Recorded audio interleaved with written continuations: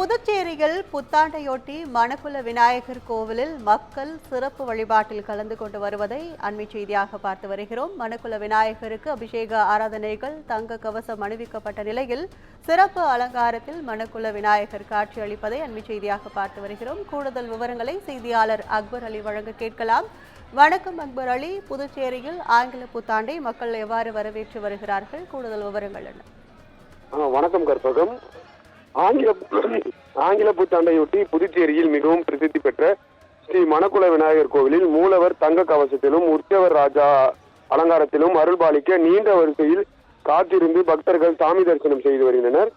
ஆங்கில புத்தாண்டை முன்னிட்டு புதுச்சேரியில் மிகவும் பிரசித்தி பெற்ற ஸ்ரீ மணக்குள விநாயகர் கோவிலில் நடை இன்று அதிகாலை 4 மணிக்கு திறக்கப்பட்டது.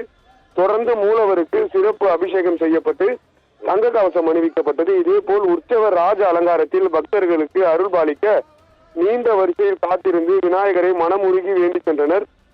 மேலும் பக்தர்கள் அனைவருக்கும் கோவில் நிர்வாகம் சார்பில் லட்டு பிரசாதம் வழங்கப்பட்டது. புதுச்சேரியை பொறுத்தவரை நேற்று நள்ளிரவு புத்தாண்டு கொண்டாட்டம் களை கட்டிய நிலையில் வருடம் தோறும் புதுச்சேரி மக்கள் மணக்குள விநாயகர் கோவிலில் சாமி தரிசனம் செய்வது வழக்கம். அதன்படி இந்த வருடமும் நீண்ட வரிசையில் காத்திருந்து விநாயகரை தரிசனம் செய்து வருகின்றனர். கற்பகம்.